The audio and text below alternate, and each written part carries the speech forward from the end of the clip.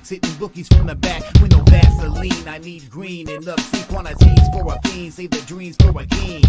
This is H-Town, home of the lean. Astros is the team and we rock it. Texans for life, you can't stop it. Together like brothers and bets and jets. All the time we be pubbing on the grind. If it's LJ from Houston, pulling up stats, you'll be pulling in stacks, hitting bookies from the back with no Vaseline. I need green and obscene quantities for a fiend, save the dreams for a king. This is H-Town, home of the lean. Astros is the team and we rock it. Texans for life, you can't stop it. Together like brothers and bets and jets. What's going on, sports fans? Once again, LJ from H-Town back again with another episode of RaWordzPodcast.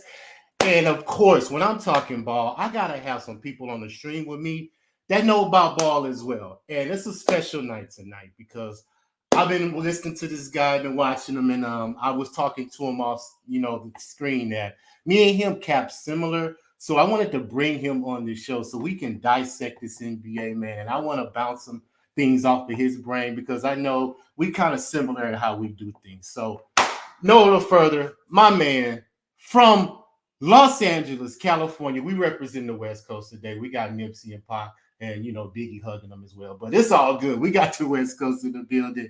And I got my man, it's Daryl. What's going on? My God. LJ, we finally got together, man. We finally connected, dog. It's good. I'm so glad to be with you on tonight, bro. It's a small community, man. But you know when you click with some people, you know what I'm saying, man. It's just so that's how you've been, man. You're a huge supporter on a lot of the shows. And it's always good to see your stats and your data that you bring forward, man. It actually helps me in my own capital. When we are aligned, bro, I'm telling you, I'd be a little happy. I'd be like, all right, yeah, we good. Hey, I feel the same way with you, man. As soon as I hear that, I don't give a fuck what the score is. I'd be like, let's go, man, because I was thinking the same thing, man. Yeah. So, yeah, Daryl, I wanted to get you on, man, so we can break down this NBA, man. It's going into March. 14 games left in March, and then you got maybe like 5 left in April. But, I don't think they'll be concerned about the games in April, unless it's a playoff team that's trying to get into the playoffs. But most of these teams are probably going to already be solidified in their seed once we're going into April. You see what I'm saying on the back end of the schedule. So, but I want to talk about it, man, with you. And we can go right in, bro, to the first game tomorrow. Let's do it. It's going to be here in Houston. We got the Denver Nuggets, man, laying 10 down here at Toyota Center versus the Houston Rockets. And we already know we don't have any scoring in the backcourt. We don't have Jalen Green. We don't have Kevin Porter Jr. I mean, it's hard for us to score. Y'all saw last night versus the Blazers that Dame pretty much took care of business by himself.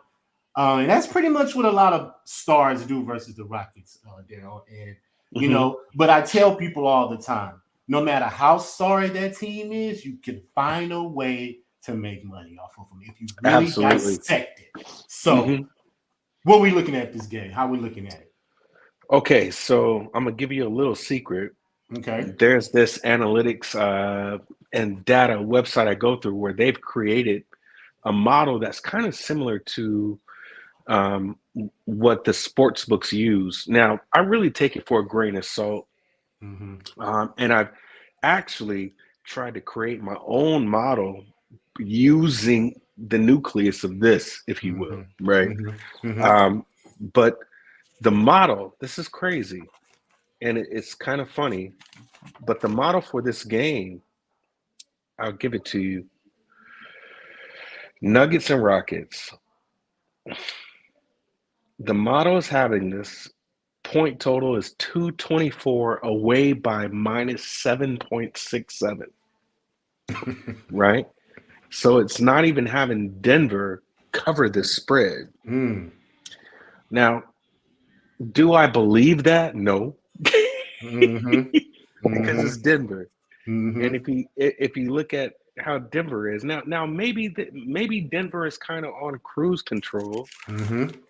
There's other teams in the West that are kind of vying for these different spots that are available. Of course, the biggest the biggest, I guess, conversation right now is the Lakers trying to get to that 6th seed and who's going to jump out of it or not. Mm-hmm. But you're not hearing nothing about the Denver Nuggets, right? Mm-hmm. Most past body of work. They've already played twice. Denver beat them first game, 113-129. Second game beat them 100-120. Mm-hmm. If you look at Denver right now, I mean, they probably need to kind of gain some ground. They lost against Memphis, but beat the Clippers in overtime. And I mean, Houston's just losing. Now, what we got to understand is like, which teams now are tanking for this Wembanyama sweepstakes? Mm-hmm. Is Houston one of them? Mm-hmm. I would think so. I would actually think so. The owners confirmed it. Yeah. So you had the video of that being talked about. Yeah. And you also want to know where, if they're tanking, are they going to have just a complete rebrand and move from Silas? You know what I'm saying? Right. So those are things being discussed about on the Houston side. On the Denver side, Denver is really just trying to maintain where they are, which no one's going to get to them. Mm-hmm. But this is a game that you want to win. This is definitely a game that you want to win. So if I'm looking at the -7 that the data or analytics website has, saying this -10, I would still take Denver first quarter here. I would cut that down as much as possible because Denver is still one of the top 5 scoring teams in the first quarter. Mm-hmm. And the Rockets may want to come out strong, but nah, not when you got Aaron Gordon back to form now, not when you got Jamal Murray and Jokic in there. So these are teams making a push. Denver is going to be a higher scoring team to me in the first quarter. I like Denver first quarter here. I'm right there with you, sir. And to make it even better, I was going to take Houston in the second quarter because I believe that they could possibly cover that first half spread at home because that's where they have the advantage. I'm not saying I'm going to take it. I'm just saying that's the way I would play it. But I'm definitely with you, Daryl, on Denver first quarter. I mean, that's just a trend that you could just keep riding out. You get what I'm trying to say? And like I mentioned earlier before we went live, that Denver, after the first quarter, if they're leading, they're 22-1. That's ridiculous. So that tells me that they don't step off the gas, even if they're down. I would love to see the stat of when they were down, how many losses did they? You know what I'm saying? I would like to see the back end of that if somebody would put it out, because I tell a lot of people this too, Daryl. When I'm listening to games, you have to listen to the announcers. You have to listen to the people that know the stuff that we can't look up because we're not watching the game. We're not behind the scenes. We're not in the day-to-day activities of these organizations. These people are. So they put the nuggets out there for us to, lock in your brain, and it'll help with your captain. So, but yeah, I'm right there with you, man. We don't have any scoring, the Rockets. Now, I would be more confident in the first half if Jalen Green was playing. Not so much KPJ. But the scoring, Jalen Green, we could get scoring from him, and I would be confident that they could try to hold that first half spread. But without him, I just don't know, man. I just don't know how the Rockets could come out, And like you just said, it's a different theme every night. They made Silas. I don't even think they respect Silas, to be honest with you. I just think they're out there playing ball, like on the playground, roll the ball out on the concrete and check. You know what I'm saying? That's how it looks to me right now. So a lot of stuff is in disarray with the organization. But me being a Rockets fan, I've been following that team for a while, so I saw this coming. So I'm not surprised in it because I knew we were going to be young. I knew we didn't have any veteran leadership. So these players aren't going to care. They're not going to be motivated to bring it every night. They're paid. They live in the life, especially at 20, 21 years old. What you expect? You know what I'm saying? They ain't got no family. They don't have children at home. They're not responsible for anything right now. So once they mature and get into the league, then we'll see a progression in the state. But other than that, Denver, first quarter, like you mentioned. And something else is interesting, Daryl. I mentioned on Jimmy Show a lot. The shooting guard, mostly the shooting guard. Sometimes it's been the point guard. They've had 2+ steals every single game versus the Rockets, Daryl, because of the turnovers that they commit. They commit the most turnovers in the NBA. So that shooting guard position or that point guard, it rotates sometimes, but normally it's the shooting guard. And whoever leads that team in steals, if you look at the team that they're playing, like I don't know who leads the team in steals with the Nuggets, but it's probably I don't think they have a high percentage of steals too. You also have to look at the top 5 teams that lead in steals. You have to see who has that stat. So, but when they're playing the Rockets, 2+ steals down every single time. Wow. It's just an amazing trend that they've had all year round. So, yeah, it's so. From an organizational standpoint, I honestly, it just seems like the Texas teams in general, besides Dallas, but you see this in San Antonio and you see this with Houston. Silas got the bad end of the deal once Harden demanded to be out of there, right? Fertitta comes in, and Fertitta just has a whole new way of doing things. And to me, this just seems like a rebrand. I wouldn't be afraid of the 10, to be honest with you, because there is no incentive for the Rockets to try to get up for this game at all. So some large spreads I'm not afraid of. So when you lay in more than a touchdown, sometimes it kind of gives you a pause to cause. But for this one here, man, I could just see an absolute blowout, absolute blowout. So if you're liking the Rockets second quarter, then that makes all the sense to live bet Denver full game, because that spread is going to be a lot shorter than the -10. You know what I'm saying? So I guarantee you by tomorrow, this is going to be at 9.5, 9, because there's just money that's going to come in on the Rockets, just because when the public sees spreads this large, they usually tend to just go to the opposite. Man, this could be a 20, 30-point blowout easily. You know what I'm saying? Because there's just no incentive for the Rockets to get up at all. And why not take Denver's team total just for the hell of it? Absolutely. You're not stopping. Rockets aren't stopping anything. I seen on J Money's show, I don't know the buddy that he has on there doing the props, but he played Sengun's PRA under, which was like at 32.5. Silas is not even playing this guy in the fourth. So I watched it. So that's another prop. Just take Sengun's number and just bet the under on the PRA. For whatever reason, this whole organization is in disarray, and I think they're already thinking about next year. So, Wembanyama sweepstakes, this team is definitely in it. Yeah, I agree 100%, buddy. So, we can move on to Atlanta, Georgia, where we got the Wizards on the road versus the Hawks, man. And you already know. Come on. Of the Wizards, my friend. Come on, bro. Come on, man. We finna speak it to the people right now. I have it right here. They're 41-19 first quarter over. They're 9-5 in their last 14. And the first quarter, they're 11-4 straight up in their last 15 games. 8-2 in their last 10. I'll add that as well. So, easy play for me, sir.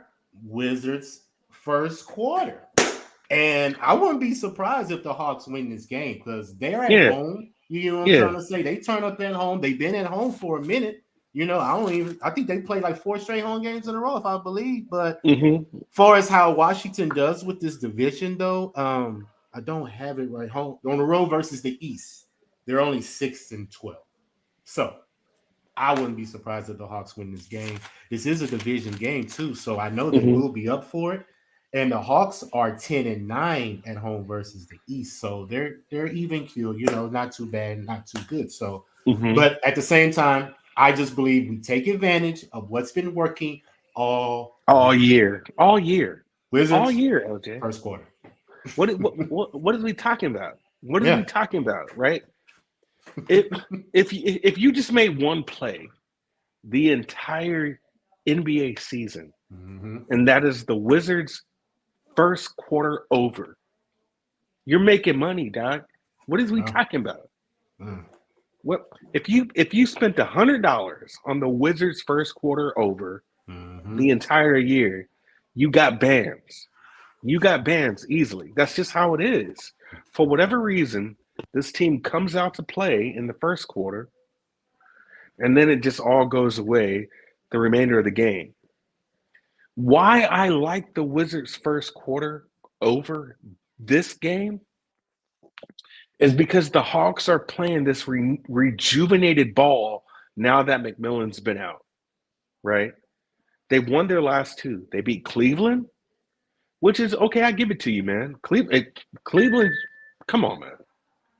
They're in the playoffs, right? Yeah. They beat Cleveland 136 to 119. Mm-hmm. They beat Brooklyn. All right, Brooklyn is a shell of themselves. Obviously, we know what's happened with Brooklyn right now. 129 to 127. There is momentum being carried right now. Now, on top of that, you get Quinn Snyder Quinn, which I call the serial killer of the NBA because he looks absolutely like a serial killer. This guy was able to take the Jazz to the playoffs every year, Doug. Yeah. Right?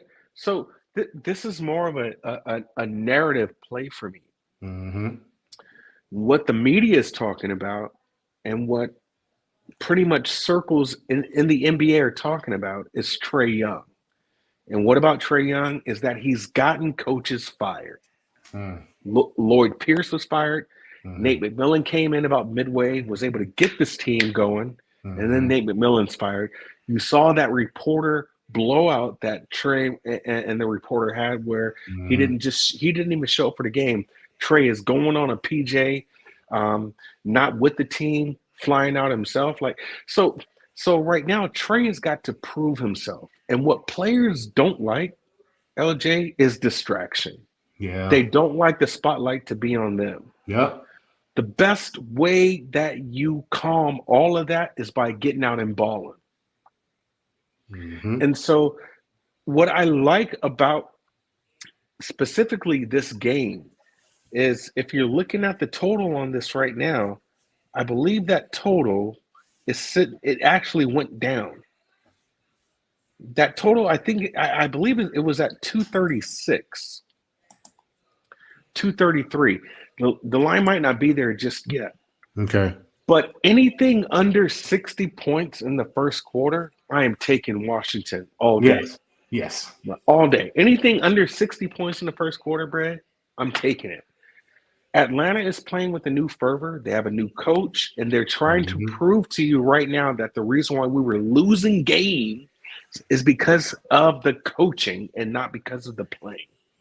And now they're going to also show Quinn Snyder that, we can play. We are a good team. We got a good front court or back court rather, with DeJounte and Trae. Trae's defense might be kind of suspect, but still, all you got to do is get out there and ball. And so for me, when this line comes out, Wizards Hawks first quarter over. This one is going to definitely hit. This would be my I don't care, bro. Yeah. Whatever this number is, I don't care, bro. It's going over on this because both these teams are going to ball. Yeah. So it's a long way of saying, don't be afraid of the number here. Wizards Hawks first quarter over. Yeah, because I believe it's probably going to be set at 61.5. Because both of these teams are right at 29 points in the first quarter, last three games. So they're going to have to set it at a 60. So we probably get caught with that hook, 61, 60.5, somewhere around there is probably where they're going to set it. But what you just mentioned about how the Hawks are now rejuvenated, they have a coach now, they have something that they can move on forward in the season. I think they're going to come out in this first quarter and they're going to try to win it because they're 13-8 ATS in the last 21 in the first quarter. They're 7-3 straight up in their last 10. Now, the Wizards, you get what I'm trying to say, they're 8-2 straight up in their last 10. So either one of these teams can win this quarter, but we just going to play it safe and take the over because they're going to have to outscore each other. You get what I'm trying to say? So, yeah. Yeah. And perfect scenario. Remember, I was just looking at this also, the East, just so people know where the standings are right now. Washington is number 10, 28-32, 15.5 games back from obviously from Boston. We're looking at Atlanta, 31-30, 13 games back. So this game, these teams are 2.5 games apart, or there's a separation, 2.5 games. So these types of games are going to matter. And I Mm-hmm. think, I honestly think that Washington's going to come out and play here, right? But the Mm-hmm. Hawks got a lot to prove. And this is a game that the Hawks want. Why? They're 8th right now in the East. And everybody is pushing for what? That 6th spot at least. So you're not Mm-hmm. making a play-in. So you're not having to worry about the play-in. Got So you. it looks like it would go to the Hawks, but trust me, I wouldn't be surprised if the Wizards really try to get up and play here because they can make kind of a push. We talk about how close the East is or the West is, but the East is close on that bottom tier as well. Mm-hmm. So for me, I'm going to see where this number is. If it's large, I'm going to take the first quarter over, and I'm going to look at possibly maybe the Wizards if it's a large number. If it's a short number, the line always tells you a story, right? So the Wizards might be the side here, even though the Hawks are playing really good ball right So what number would you look at to take the Wizards? What number would have to come out for you? now. For me to take the Wizards, and this is scary, for me to look at the Wizards Three right now, possessions, +6, 3 possessions. analytics side is saying home by 2.90. Oh, okay. Okay. Total 228. So one Low possession. total. One Wow. possession. Yeah. If this is a low possession, right? Mm-hmm. With how the Hawks have been playing as of late, I think you'll see a lot of public on the Hawks, Mm-hmm. and the Wizards take this. Got it. And the And Wizards take this. interesting to say this, that it's very important for the Hawks to try to get this game because they play a home with the Wizards in March 7th and March 8th. They play again on a back-to-back. So it's March 8th, 10th. I'm sorry, Wednesday and Friday in March. Is that where they play the Wizards at home? Hawks on the road versus the Wizards, both games. So it's going to be very important, like you say, in the standings to see how they're going to match up, trying to get that seed so they won't have to play in and play in. And I'm going to be watching the Hawks, man, because, you have a new coach now. So it's going to be a new system. I'm pretty sure, he's going to implement his own system and he's going to have to get them to play defense, because the Hawks give up a lot of points. So if they can play some defense in situation times to stop people, they may be a threat. But, you just mentioned Trae Young's a diva. And we're not even sure if his own players probably like him. Who knows, So it's just the fact of, you let the superstar control the atmosphere. You saw what happened with the Nets. They let 3 superstars control that atmosphere, and look where they got them. All out. So, but yeah, I agree with you there. We're on the same page with that one, man. We on Wizards, first quarter over. Easy money, man. Yeah, you got to go there. You just have to. I mean, you've already spat out the numbers, right? So for sure, this is going to be a competitive game. Not a lot of defense. So yeah, I'm with it. Let's move over to this game, man. We got the Bucks going to Brooklyn to take on the new Nets, brand new Nets. I kind of like their team, to be honest with you, because it's not somebody that just dominates the ball. Everybody can get, their shots. Everybody can get actually what they're good at doing. And they just don't have a true point guard, in my opinion, because Dinwiddie is handling the ball right now, and he's not really a ball handler, So I like Bridges though, and I was going to mention this while we're talking about this game. Take Mikal Bridges points and rebounds when he's at home. Now he hit it the other day on the road, but it was a stretch. It was a sweat. But it just seems like he's more comfortable in his home atmosphere, either the Suns or the Nets. I just been paying attention because I was on him versus when he was with the Suns, especially when Booker was out. I was smashing Bridges points and rebounds every single game. Every single game, it would hit for the most part. Like we just mentioned, it may not hit twice out of 4 or 5 times, but eventually you were making money off of it. And I'm going to stay on that train until he shows me otherwise that he can't hit that average. But as far as the game, I don't know if Giannis is going to play. He's usually ruled in or out at the last minute. So if you got Does it matter? I mean, I guess it don't. But I don't like betting on the Bucks without Giannis, bro. Like I want my money secure, and I feel if I'm gonna lose my money, I'm gonna lose it on the superstar not performing. You know what I'm saying? I'd rather that than to bet on this team, and they don't have their superstar. So that's just a rule I usually follow for the most part, and I'm gonna follow it this game. You know what I'm saying? I'm not gonna touch it. The Bucks. Yeah. We already know how they are. They're on this winning streak, and the Nets could stack this, bro. Like, are the Bucks really trying to continue this winning streak? Like, what do they have? They're right there in the standings. I'm pretty sure at the end of the day, they probably going to take Boston. And I was going to look at the schedule to see if they play Boston while you was going to give your insight on it. So, but all in all, I'm going to stay off this game. I don't have unless I take a prop. Before as a side, I'm just going to stay off. No. So. First off, Boston got smacked by the Knicks tonight, 109-94. Right? So the thing is do you want to be early to the party or do you want to be fashionably late?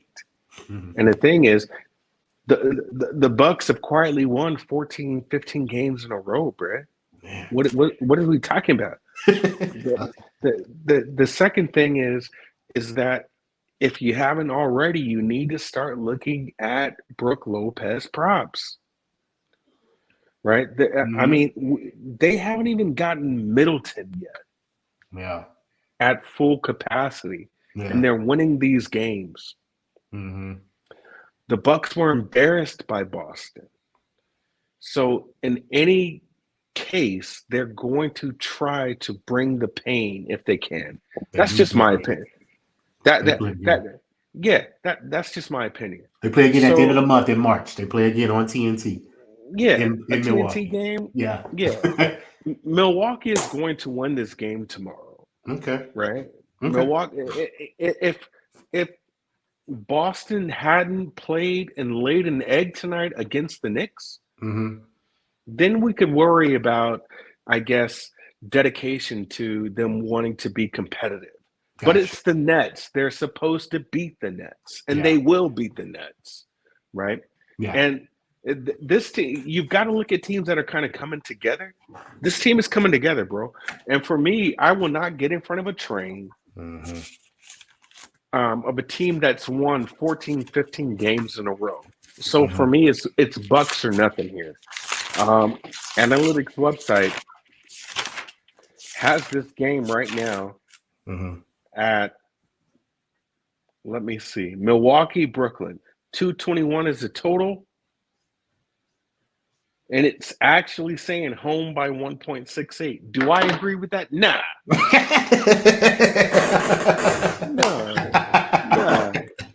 Nah. This model is wrong. More reason for me to stay off, Daryl. Yeah. And like you, absolutely. I won't play this game at all. Yeah. Because I do take on your same approach. I want everybody healthy and everybody on the same accord. And these are one of these games that this is a trap game. Yeah. This has got to be a trap game, right? I would be everybody surprised. looking at this game. They're like, "Oh, Bucks all day," and they come out and keep it close. Everybody was on Boston all day. They saw that -2.5. It's the Knicks at home. It's Boston. They just beat Philly by a Jason Tatum, game changer. And look what happened to them. So this is all about narratives, right? So for me. Personally, I'm going to look at this number, but I'm not going to play this game. I'm right there with you. I'm not playing this game at all. Because the Bucks, even with Giannis, they don't play good in this situation. They're only 10-9 on the road versus the East. And Brooklyn is 13-5 at home versus the East. Now, I know it's a different team, but they're still 13-5. So those numbers I can't ignore. Even like I said, I'm cool to pass. You get what I'm saying? Now, if this was a playoff game, of course I would be on the Bucks. Of course. It's a different situation. But like I said, man, Giannis, I know most likely is not going to play this game because, like I said, they don't really need this game. And they don't play good in this situation. He could rest this game, come back next home game, whatever the case may be. That's all I can say. They don't really need him right now, and they could win the game. I'm not saying they can't because they got the personnel to do it. But Yeah. I have made a decision for the rest of the season going into the playoffs that I'm going to put my money where I am most confident at. So this Yeah. game right here, we can ride it out. It's a pass. This game, the Bucks could easily win, but will they cover? Yeah. Yeah. Nah, I'll pass. You know what I'm saying? We'll get our money with the Bucks. Eventually is another time. All right, man. Let's talk about this game. The Bulls, also a team that sort of in disarray, on the road versus the Toronto Raptors. And if you've been following the Raptors, Daryl, they have an interesting first quarter stat as well. Where is it at? Right here. Toronto is, get my notes right here. They are 15-7 and 1 straight up in their last 23 games in the first quarter, 11-5-1 straight up in their last 17. And at home, Daryl, 10-2 straight up in their last 12 at home in the first quarter. So if I was going to play this game, it would be Toronto first quarter, and I would get out. But the Bulls also can tend to get that first quarter, first half as well, because their ATS record is sort of decent too. But they lost the last one, I believe. I'm not sure.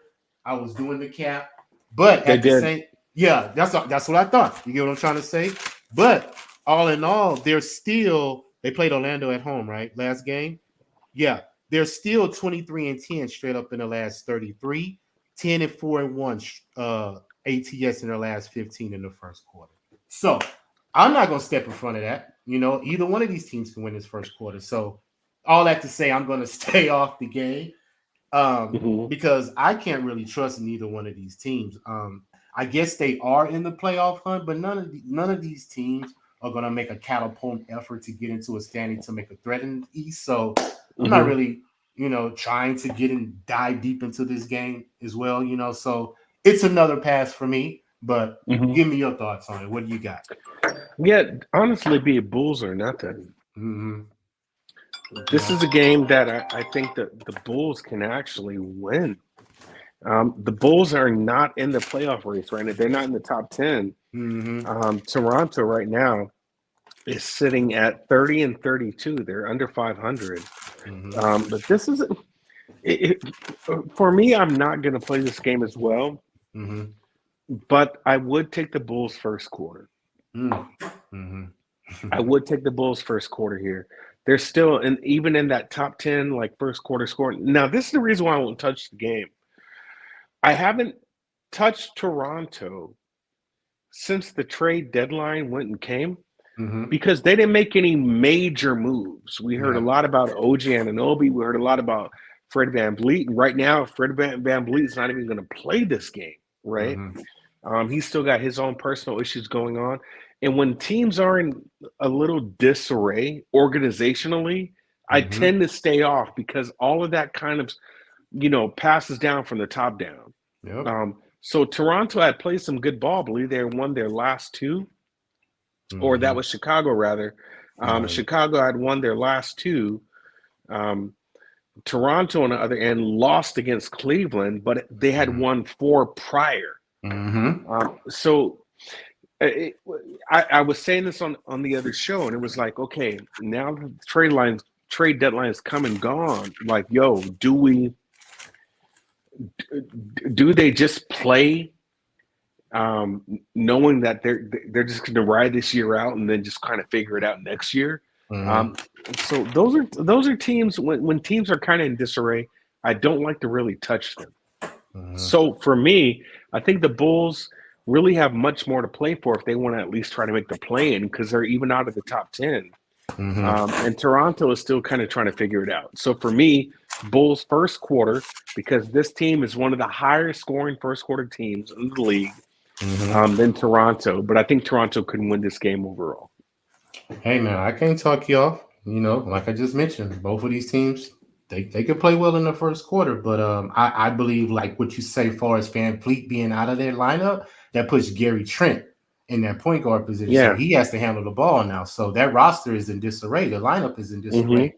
At least the Bulls have the athleticism for as Levine and Rosen to at Yeah. least get you some points. You get what I'm trying to say? So I can't talk you off of it, but like I Yeah, said, man. Listen, last two games they played, Bulls lost to Toronto 113 and 104. Bulls mm-hmm, first quarter 30, Raptors 21 first quarter. Right? yeah, That was the last game they played. 97 to 111, Bulls win that game. Toronto Raptors 27, Bulls 30. Bulls are winning first quarters in these games. mm-hmm.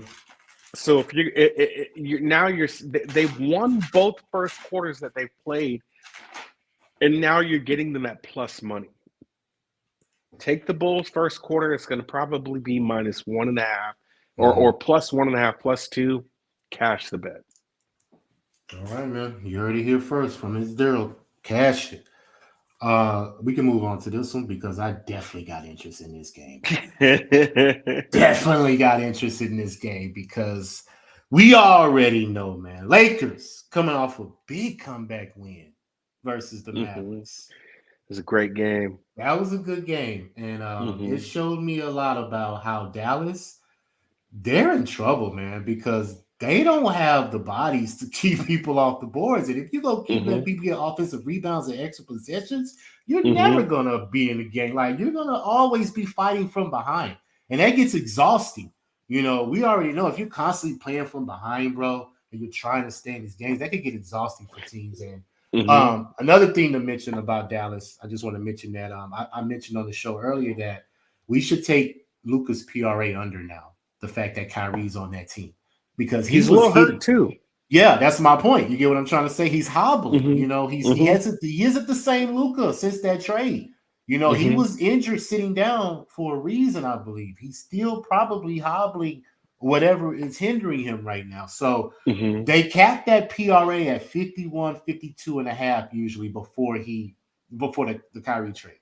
He was hitting it pretty much every single night, maybe 3 out of 5. But I don't believe he's hit it since Kyrie has been traded to that team. So now it's going to be interesting to see where they put that number at with these books.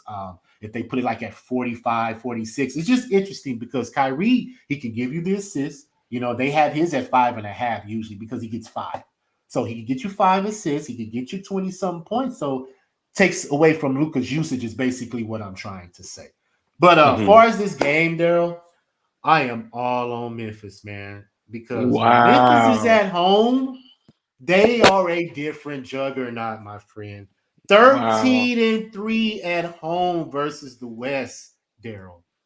Not to mention, Daryl, these guys are 40-19, Daryl, straight up in the first half in their last 59 games. But let me break it down a little bit. 18-6 straight up in their last 24. Now, this is the one right here. 10-5. Wait, hold on. No, that's not it. That's the second quarter. 15. Oh, man, I'm 37-21 ATS in the first half. But it's a stat that I had. Oh, here it is right here. I'm sorry. Here it is right here. 21-8. 21-8-1 ATS in the first half at home, Daryl.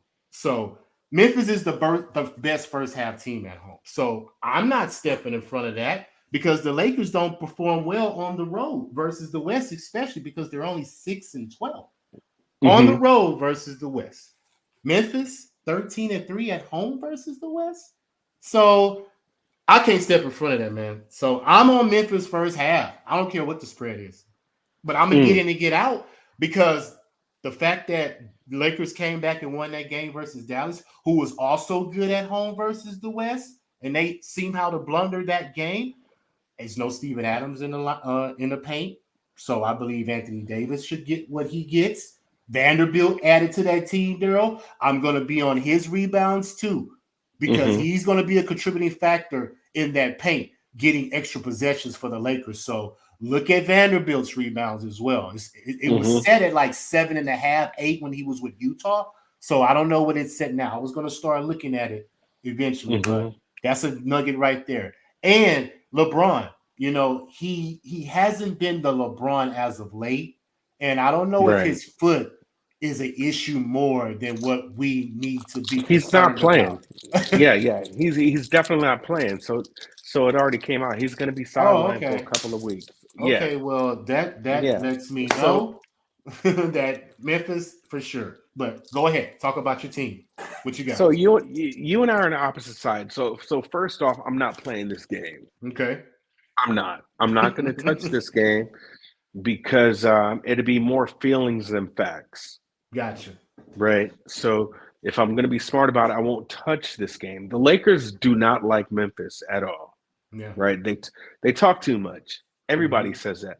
Dylan Brooks, I don't know what's going on with Dylan Brooks, but he's dirty, he's clean, he's dirty. Like this dude just Mhm. does some shady stuff. So even with Dylan Brooks, it's like this guy has the capacity to mess up the whole rhythm of the team. I wouldn't be surprised if he's traded, right? Mm. So for me, Mhm. looking at that Dallas game, it's not really, in my opinion, it's not really about LeBron being out, but AD playing at bubble AD level. Mm. Mhm. So if AD could play at that level, and if you got set pieces and Jarrett Vanderbilt, now mind you, they just beat a team that probably has two of the top 5 guards playing in the league right now, Mhm. and they beat them, right? So Mhm. I personally think the Lakers can do that and beat Memphis. Mm. But Memphis just, they are a good team. The thing is, nobody's scared of them. No one's really scared of Memphis. So all in all, I've got more questions than answers. And the fact that I am a huge Laker fan, Mhm. that really just steers me away from the game. Lakers, man, top 3 in the league in first half covers. Top 5 in first half, top 3 in first quarter covers. Like these guys, well, the problem with the Lakers is these games get away from them in the second half. Right now, it was a complete opposite against Dallas, but there's more questions than answers, LJ, and I can't gauge a side. I'm telling you right now, if LeBron was playing, I would be all over the Lakers. I would. Hmm. But I know he isn't. Mhm. He's going to be out for a couple of weeks. So now it's about grit and grind for the Lakers, and let's see how we look without LeBron. But no one's scared of Memphis, and so because of that, I'm just like, all right, let me just stay off this game. More questions than answers. Mhm. Let's see if there's some trickery with the NBA and somebody sits on Memphis side to make this even, Yeah. because we know for a ratings perspective, Mhm. the ratings are really good if the Lakers are in the playoffs. Bottom line. And that's not just being a fan. Lakers are meant to be a playoff team. There's more money that comes in. The whole politics of the NBA. If the Lakers are in the playoffs, you're making money from a brand perspective, right? So let's just see if there's some kind of trickery. Don't jump on this game. Everybody's jumping on this game because LeBron isn't in. Wouldn't be That ain't why I'm surprised right jumping on now. it. That ain't why I'm Yeah. jumping on it. I'm jumping on it because they're 21-8-1 ATS in the first half at home. That's why I'm jumping on it. Yeah. So for me is get your money early, get in and get out. Yeah, get in and get out. That's what I'm doing, Daryl. Like Memphis has won me a lot of money at home, bro, and I'm gonna continue to keep riding it. And the Lakers are only 5-9 straight up in the first half in the last 14 games. But you was mentioned that they die off in the second half, but they've actually been trending up because they're 10-4 straight up in their last 14 in the second half, 8-2 in their last 10. But that could they've mean because sped up they've the been pace. yeah, but that could also mean they've been sped up the behind. pace. You get what I'm saying? So they're covering Mhm. that second half, but not necessarily winning the game. You get what I'm trying to say? So they play better trying to come behind. But like I said, LeBron is out. That gives me even more incentive that Memphis is going to smash them first half. And hey, it may be some trickery in the second half. I'm not saying that I'm going to take the full game. You know, I think Memphis will win. Don't get me wrong. But I'm just going to pick my first half spot. Plus, there's plus 7 point margin in the first half at home. Plus 7, number 1 in the league. So Yeah. I'm not stepping. I'm taking Memphis, man. Now, if Jai gets ruled out, different story. Of course. Different story. Yeah, I'm not going to Wait for the lineup here. superstar. Yeah, so Right. of course I'm going to wait. But Mm-hmm. all in all, that's my initial play. Memphis, first half is where I'm going. All right, man. Let's talk about this Kings laying 3 at Oklahoma City. Now, right. is Shea going to be ruled out in this game as well? Probably so. It already says he's out. Yeah. Already out. So that lets me know that now the Kings, interesting enough, Daryl, they're a good road team, especially on the West. I believe that they have the best road record in the West. Now, you can fact check me on that, but I'm most likely sure that they have the best road record in the West. So I wouldn't be surprised if the Kings win this game. I'm not saying I'm going to put some money on it, but as far as just the statistical stat of how they play in this situation, I do believe, if my notes tell me, that the Kings are 12-6 on the road versus the West. Crazy. Yes. Crazy. That's what they are. So they play well in this spot. And OKC, without Shea, I'm not trying to take them, even though they are a good cover team. Let me see how they do at home versus the West in this situation. OKC, they're 10-8. So they're even killed. So it's not nothing that stands out to me in this game. So if I had to put my money on it, I would be on the Kings. Well, this is where I'm looking at the line tells you a story. Mm-hmm. The Kings are obviously the better team. Yeah. Why is this line at -3? Why? Right? This is another time where you fade the public, right? So we're going to definitely see this line move tomorrow. Yeah. We're going to definitely see this line move tomorrow. It's scary because you take the Kings at home, not really on the road. Yeah. Right? I agree with that. Where you're confident in which you can just blindly bet a team is the Kings at home, but not on the road. But for what it's worth, the Kings are also trying to make a name for themselves because they've gotten such bad press and the media is covering them like they don't even need to be where they are. Yeah. Right? What where are they? 4th or 5th in the league or in the West right now? I believe so. And they're getting no respect. So you saw how they play. Yeah, third. So they played against the Clippers. That game was like the total in that game was 300 points. You saw the press conference with Malik Monk and De'Aaron Fox together. Like they got a lot of swag right now. But for this to be Kings -3 against OKC, that's scary. That's all I'm saying. That's scary. So I think this is a position to where you see a lot of money come on the Kings, and it's going to be very scary if the line doesn't move. If that stays at 3 all day, this could be a spot for the Thunder, right? It really could. So that's just kind of looking at the game from a numbers perspective and trying to think at how the books think, right? But wait on this game. Obviously, it should be a king spot, but they are away right now. They are in OKC. So for me, it is Kings or nothing because the Kings are playing with a certain type of swag, and they're talking crazy right now. Right, you hear how De'Aaron Fox is talking. You they need to be worried about us. So you need to back that talk up. If this line could also be telling that SGA could possibly play, or because it's too short, right? If he wasn't playing, I just think this line would be a lot longer than what it is. So maybe we look at this at 7 a.m. and see where the line is. But for right now, it's Kings or nothing, but it's too short for me to play. Yeah. I can't talk you off, man. I agree 100%. You take the Kings confident at home. especially in the first half is where I've been catching the Absolutely. games at home. Absolutely. Now, interesting enough, they are 19-9-1 to the first quarter over on the road, 8-4 in their last 12.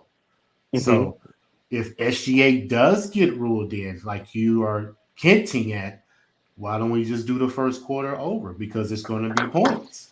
I mean, I would have to look at where they are first quarter over on this, but the only team I really feel confident about with the over is the Wizards. Yeah, right? yeah, I get you. So, I understand that, but I'm just saying the trend is now to where 8-4 in the last 12. So I'm just, I'm looking to see where the points, but we're gonna have to see where it's set at, obviously. But that's just something just to think about.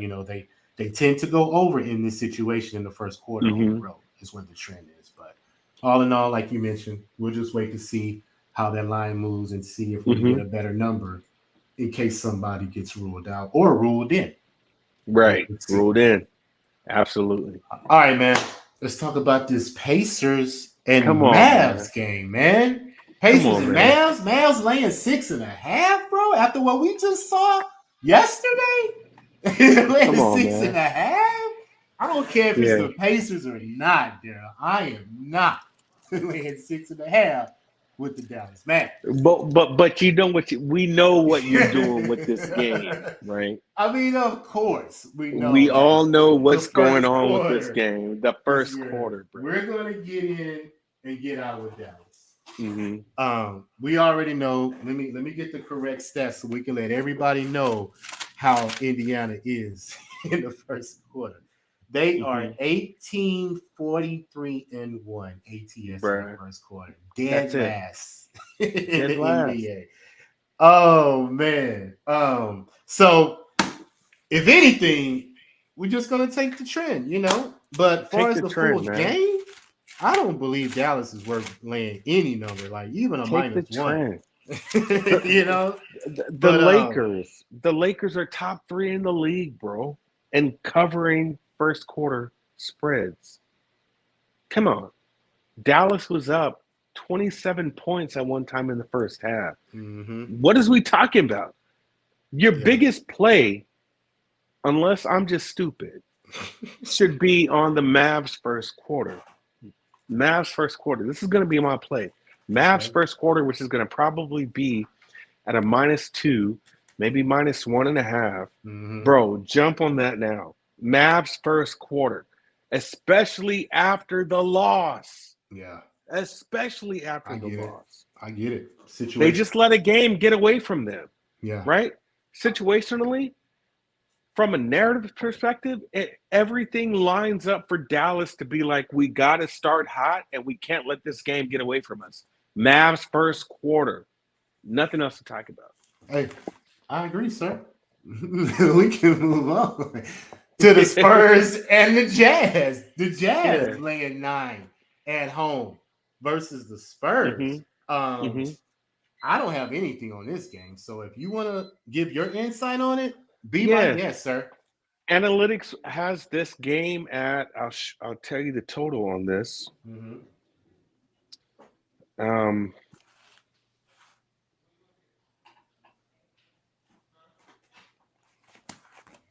See what the Jazz do in this spot. 239 as a total, home by 12.47. Okay. Spurs are absolutely tanking, which is weird to hear from an organization that has Greg Popovich as the head coach. Okay, at this point, you're not necessarily late to the party. You're just knowing that the Spurs do not care about playing for the rest of the season. Take the Jazz, take them. I'm not afraid of this number at -9. This is a complete blowout. We talking team total as well? Spurs can't stop a nosebleed. They can't stop a nosebleed right now. What is we talking about? Now, this is where you're fashionably late to a party, right? Spurs have lost 14 games in a row. 15. Come on. So either you're going to take the Jazz or you're just going to stay off this game. Personally, I haven't touched this game, But Jazz at home at -9, Jazz should win this game by 20 points against the Spurs, who are obviously tanking for Wembanyama.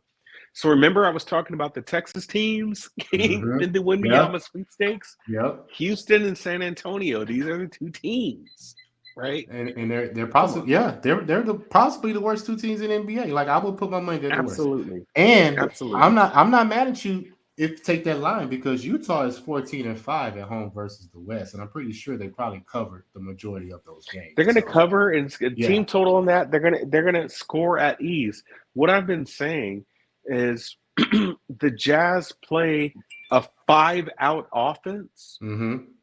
so they space the floor, and everyone shoots threes. Mm. So this is a game that can just really get out of hand for the Spurs if they start making those shots, right? So if you like Mm-hmm. the Jazz, take them now. I personally won't play this game because it's still the Jazz, Yeah, me either. right? So the only comfortable play I can make on this game is the over Mm-hmm. because there's absolutely no defense coming from the Spurs. Mm-hmm. So I would look at the over on this game, and I would look at the team total over for the Jazz. But other than that, I probably won't touch this game. It's too volatile for me, so I probably won't touch it. Yeah, but it's something I'm interested in looking at. Utah and Denver are top 5, 6 in the league at scoring right around 118, 117 points a game. And the Mhm. Rockets and the Spurs are at the bottom at allowing points a game. So we might as Yeah. well just have a nice day and take Denver's team total with the spread, Mhm. Utah's team total with the spread. Now, I'm not saying take that, and I'm not saying I'm confident in it, but the way that this correlates, we're not going to get this situation a lot of times on a schedule. So if you have the top 5 teams in Mhm. scoring versus Mhm. the bottom 2 teams is allowing points, I think that's a good correlation. Yeah, I just hate being late to parties, Yeah, right? So if if you've been betting or if you've been fading the Spurs, then this is like the Pacers first quarter, right? You've been making money, but it's always going to be that game that the Spurs decide to play against and take your money. yeah. And unfortunately, this team in the Jazz could be that game. Yeah, I So agree 100% with you, bro. I I agree. probably won't touch it. Yeah, I'm with you. I'm not touching it. I'm just giving some suggestions out there for the people that's watching Yeah. the show or tuning in before the game. Hey, team total, brother. I mean, that's Mm-hmm. probably your safest bet to go because Mm-hmm. you're gonna get your money rather than not. All right, let's move on to this game, man. Blazers at the Warriors. Very interesting game right here. Warriors laying 4, and where my money is made with the Golden State Warriors, Daryl, is also like Memphis. I take them every single time. I even parlay them every single time they play on the same night at home, Daryl.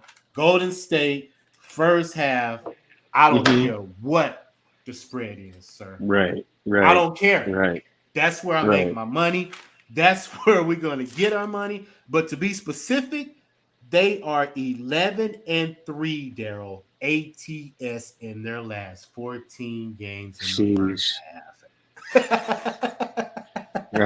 Yeah. So easy play for me. Portland's coming off that high, versus the Rockets. Dame, we already know he scored 71. Was it 71? What did he score? I'm not even sure. 71. 71. He So scored. he matched Donovan Mitchell. He Okay. matched Don. He scores 71. They drug tested him. He scored 71 points Say, man, in that game.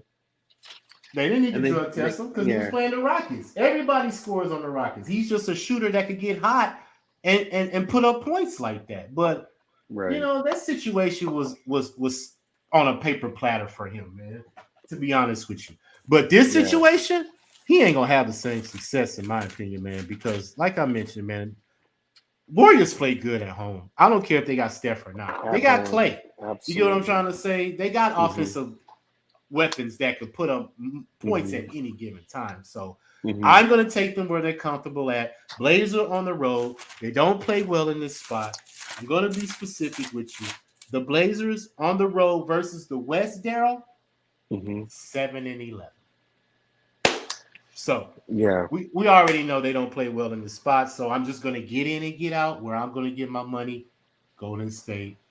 I think I'm going to tell you on that only because the Warriors are actually playing for something, right? Mm-hmm.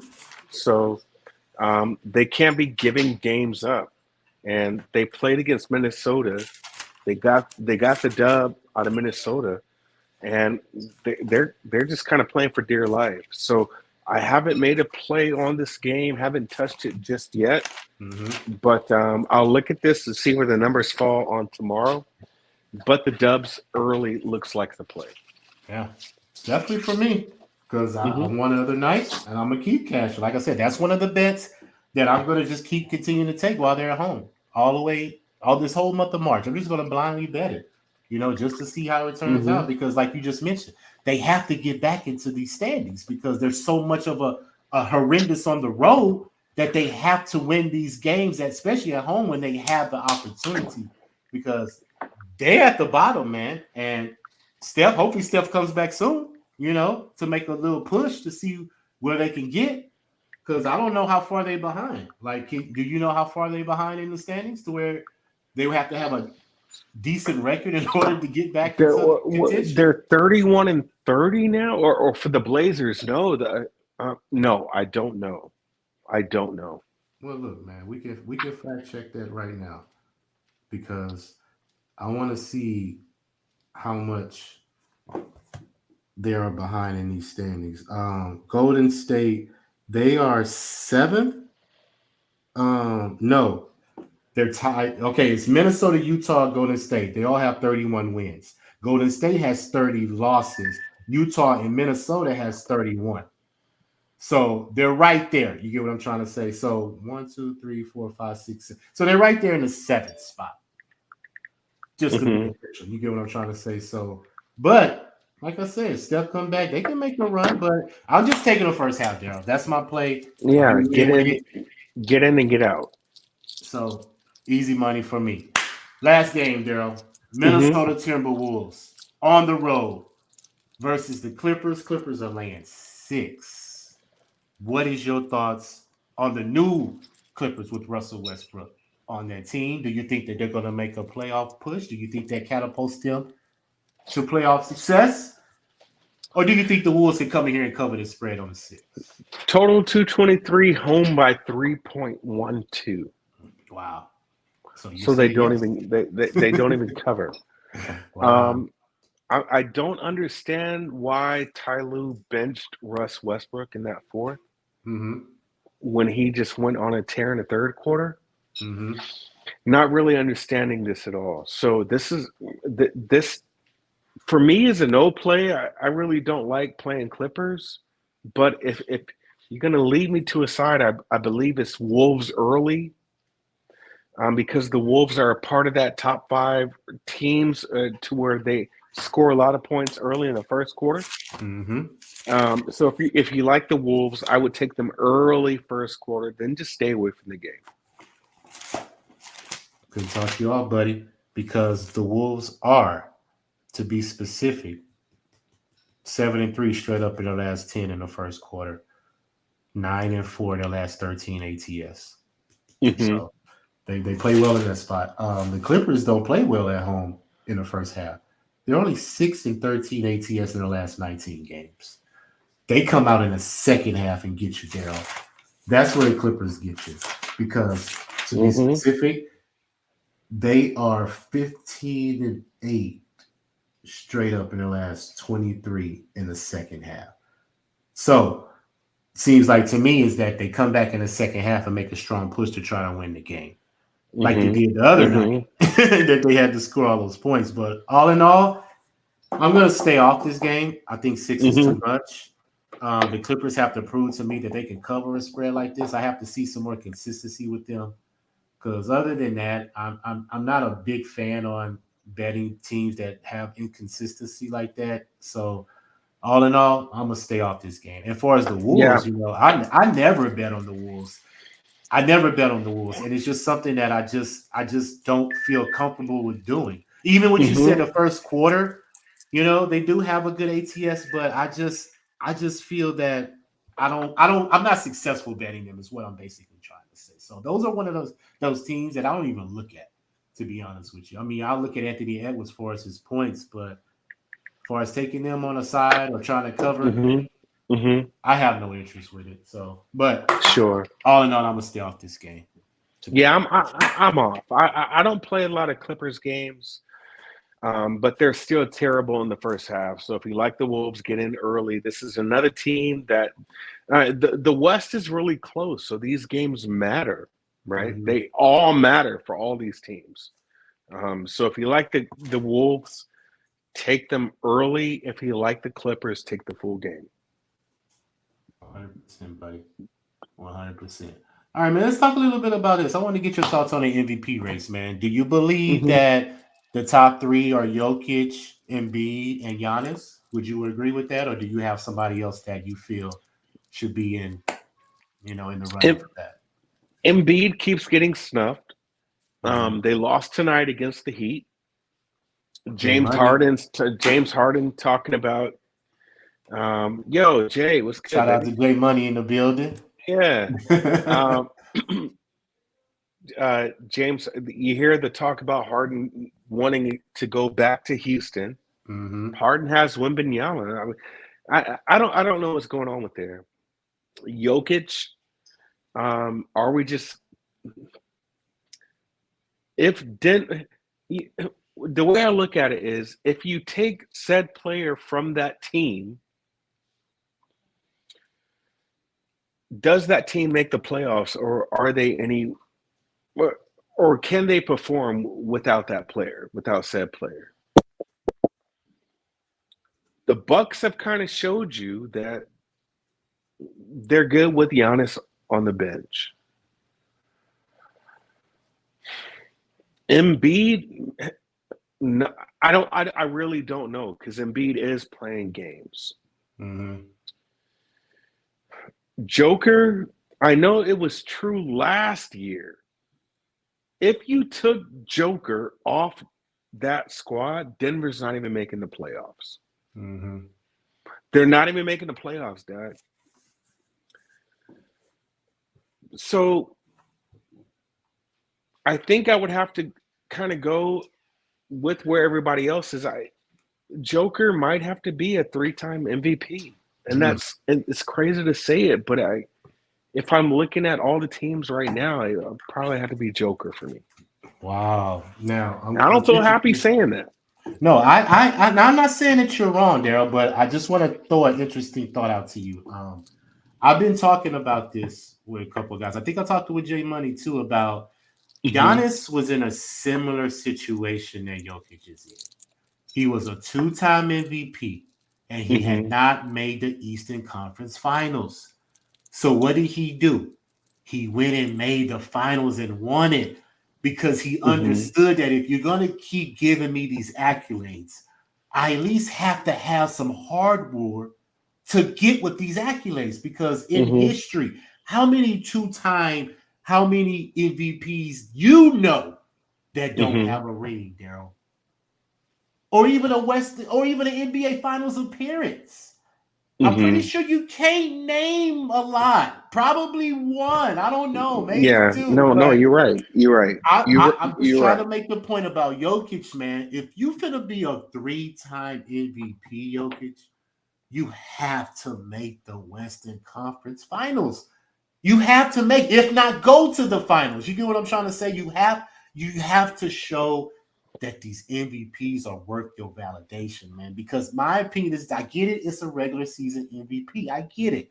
I'm not saying he don't deserve it, but I'm saying if you want to be considered as one of the elite of the elites, you have to get to the finals or the Western Conference Finals. Either one. Like if you play the Suns and Kevin Durant is just on a monster tear, I'm not mad at you. You get what I'm saying? You made it. You got beat by a better team, better juggernaut with Booker, Durant, and Paul. Because I'm predicting if they stay healthy, that's probably going to be right there.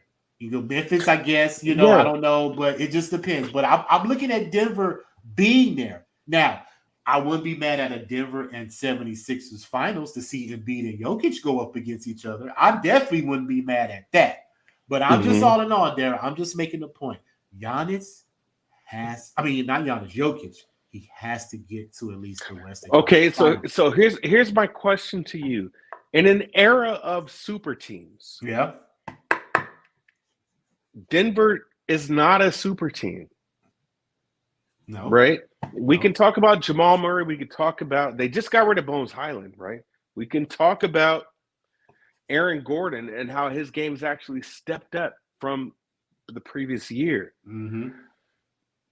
Joker's been able to carry that entire team in an era of super teams where you have two possible superstars on a squad, especially in the West. Right? We can go down the line from Phoenix to the Lakers to the Clippers. There is no other superstar on the team in Denver besides Joker. Mm-hmm. And he's been able to carry this team.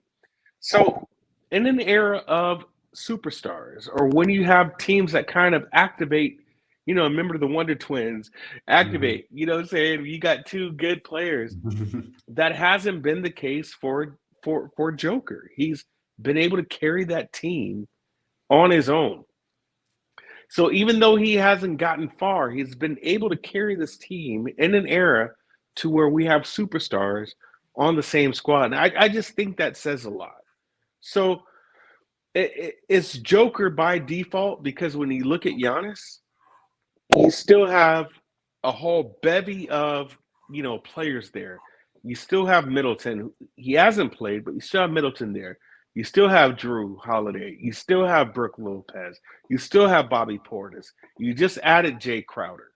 You know what I'm saying? If you're looking at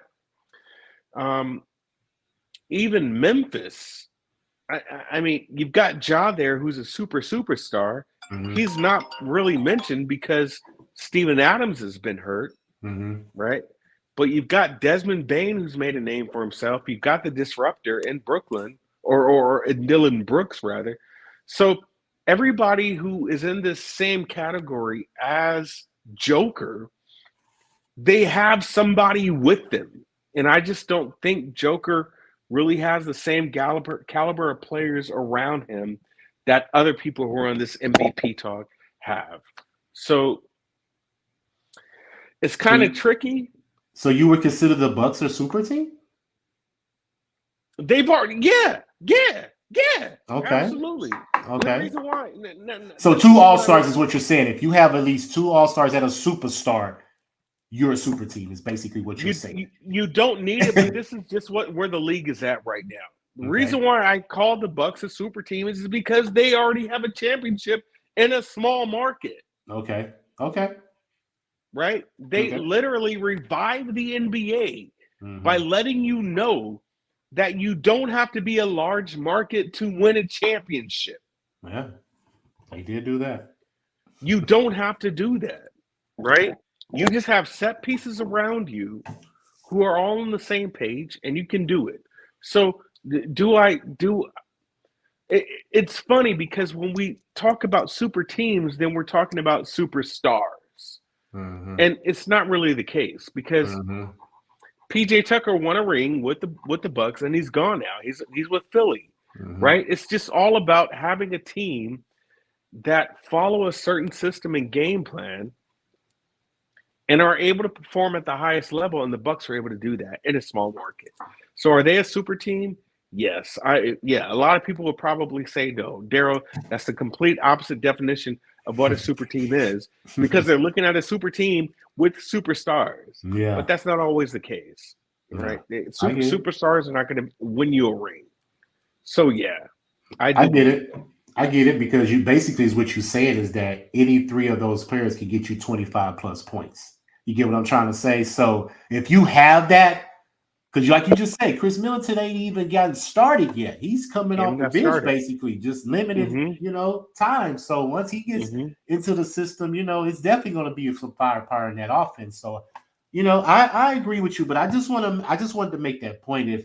I mean, see, I don't know. Like you make an interesting point that he's the glue to that team, and if he wasn't on that team, they wouldn't make the playoffs. But all in all, Jamal Murray is still a good player. You get what I'm saying? He's a fringe all-star. Mm-hmm. Now they probably don't have another one because I'm not going to put Michael Porter Jr. or Aaron Gordon in that category.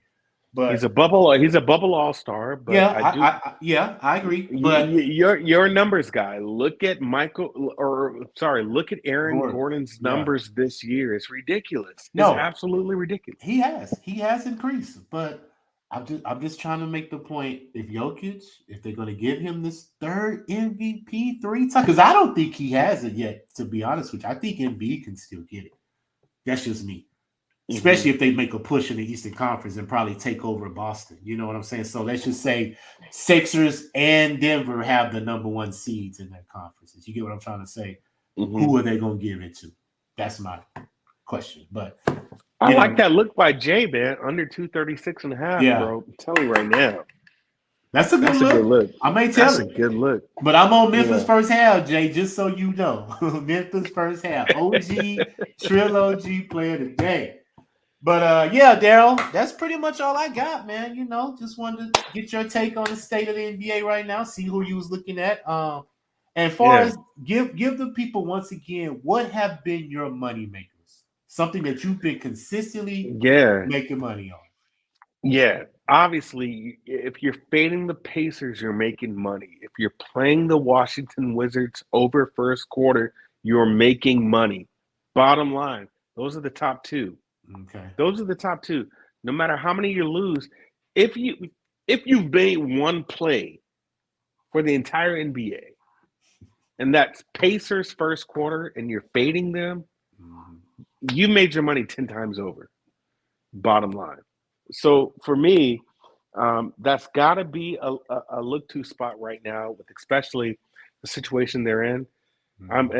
But we wait to see where these numbers are tomorrow, but there's a lot of good spots to like tomorrow, honestly. People who look at basketball and want basketball to be competitive are going to be playing a lot of games tomorrow, because games tomorrow matter. Yeah. So I do believe that. Yeah, and I'm excited about it too, man, because I looked at the schedule in March, and it's a lot of teams, you know. The Rockets, for instance, man, they have I think they have 9 of their next 14 games are at home because they've been on the road most of the season. And Memphis, they have a lot of home games too at home because they've been on the road. So I'm looking to see who's going to stand out at the end of the season in these standings, because I just mentioned Memphis is a good home team. Denver's a good home team. Golden State's a good home team. You get what I'm trying to say? So those 3 teams in the West, let's see how they perform at home so we can make our money. So Memphis is going to play. So I'm going to see where this number lands tomorrow. But early, man, that looks good. Yeah, I'm on it. Like I said, Memphis first half at home, Golden State first half at home is my 2 money makers right now that I'm going to stay on just for the rest of March. I don't care who they play in. I'm just going to do it just to see how it turns out, because the trend is there. And like we always say, the trend is your friend. All that said, Daryl, man, I appreciate you so much, man, for coming on with me, giving me your time. Appreciate you, bro. I know you're a busy man. You do your thing. So very, very appreciative of you. Tell the people where they can find you, my friend. I'm just on Twitter, man. I'm old, bro. I don't got time to be going across platforms, man. You can find me on Twitter if I'm there. You know, but just Twitter at It's Duro. It's right there. I usually make my plays and give you my plays on Tuesdays, Wednesdays, and Thursdays. But it was nice chopping it up with you, LJ. It was really good, man. We haven't I know we've been trying to connect and we haven't, man, but it's been really nice, bro. So let's get together and do this again. Well, of course, you did mention that you will be at Southtown for Palooza, will you? Yeah. Yeah, I'm trying to get there. Yeah. I've already said I would. But I missed it last year. I'm going to try this year. Your presence will be gracefully welcome, sir, because I would love to meet you in person, shake your hand, and chop it up with you, man. and shoot the shit with you because I'm definitely gonna be down there. I'm only 2 hours away, Sure. so I'm You a hop, skip, and just a jump. So. you just a drive, man. Yeah, I can I get had there. Texas barbecue in a minute either, so yeah, it might. Hey, well, let's do it, my friend. So until then, Daryl, appreciate you once again. Like we always do, we gonna cash this NBA. So people, like always, like, subscribe, follow us on Twitter. I'm at LJ Sports Media. That's at It's Daryl. We're on Pub Sports Radio as well. Follow us when we're on shows. I think Daryl will be on Jimmy this week. I'm gonna be on Jimmy Wednesday. You on Thursday, I believe? Yeah, on Thursday. Okay, he's on Thursday. So follow us on Jimmy the Bag on Pub Sports Radio. And man, let's continue to keep cashing this community, man. I love the fact that we can all come together, give our insight, and give our knowledge, man, so we can all cash these checks, man. So until then, Daryl, appreciate you once again. Thank you, LJ sir. from H-Town RaWordzPodcast, and we are out. Yeah, R-A-W, words being served, no concern and no trouble to get that dough. Money on my mind, if it's money all the time, we be pumping on the grind. If it's LJ from Houston, pulling up stats, you'll be pulling in stacks, hitting bookies.